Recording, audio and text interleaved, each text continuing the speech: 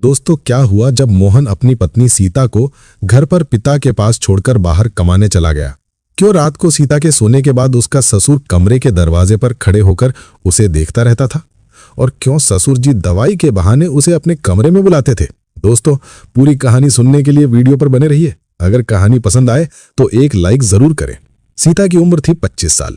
उसके चेहरे पर वो शांति थी जो सिर्फ जिंदगी की मुश्किलों से लड़ते हुए लोग ही रख पाते हैं। जब उसके पति मोहन ने उसे छोड़ा था तो कहा था, बस कुछ महीनों की बात है सीता, मैं लौट आऊंगा, काम जम जाए फिर तुम्हें अपने पास बुला लूंगा। उस दिन सीता के चेहरे पर हल्की सी मुस्कान थी और आंखों में उम्मीद की चमक। लेकिन जैसे जैसे महीने बीतते गए वो मुस्कान थकान में बदलती चली गई। वो हर सुबह मंदिर जाती, भगवान के आगे दीपक जलाती और वही पुराना वादा दोहराती, प्रभु मेरे पति को सकुशल लौटा दो, बाकी सब आप पर छोड़ दिया। अब रातें लंबी लगने लगी थीं और दिन छोटे। हरिनारायण, जो मोहन के पिता थे, उम्र 65 के पार, पहले तो बहुत सीधे और शांत लगते थे, लेकिन वक्त के साथ उनमें कुछ बदलाव आने लगा। पहले वो सीता से घरेलू बातों में मदद मांगते, कभी दवाई कभी पानी। फिर धीरे धीरे उनका व्यवहार बदल गया। वो बार बार उसके कमरे के पास आने लगे, बेवजह बातें करने लगे, और हर बार जब वो उसकी ओर देखते सीता को एक अजीब सी बेचैनी महसूस होती। शुरू में सीता ने खुद को समझाया, शायद ये मेरा वहम है, लेकिन वहम धीरे धीरे डर में बदल गया। एक रात बाहर तेज बारिश हो रही थी, हवा ठंडी। सीता ने दरवाजा बंद किया और सोने लेटी।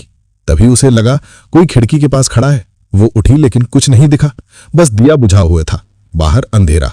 अगले दिन उसने हरिनारायण से पूछा, बाबा रात को दरवाजे के पास कोई था क्या? उन्होंने कहा, अरे नहीं बहू, मैं तो जल्दी सो गया था, तूने शायद सपना देखा होगा। सीता ने सिर झुका लिया, लेकिन मन शांत नहीं हुआ। अब उसे लगता था जैसे कोई हर वक्त उसे देख रहा हो। कुएं पर पानी भरने जाती तो लगता कोई पीछे खड़ा है, खाना बनाती तो लगता कोई बाहर से झांक रहा है। धीरे धीरे उसकी नींद उड़ने लगी, चेहरे पर तनाव साफ दिखने लगा। गांव की औरतें पूछती, क्या हुआ भाभी, तबीयत ठीक नहीं? वो मुस्कुरा देती, बस थोड़ी थकान है, लेकिन अंदर से वो टूट रही थी। एक शाम वो कपड़े सुखा रही थी। हरिनारायण छत से नीचे झुककर उसे देखने लगे। सीता ने नजर उठाई तो वो तुरंत पीछे हट गए। अब मामला सीमा पार कर गया। उस रात सीता ने तय कर लिया, अब चुप नहीं रहूंगी। अगली सुबह मंदिर गई, भगवान से बोली, अगर मैं आज भी डर कर चुप रही तो मेरा आत्मसम्मान हमेशा के लिए छिन जाएगा। मुझे हिम्मत दो, बस सच बोलने की हिम्मत।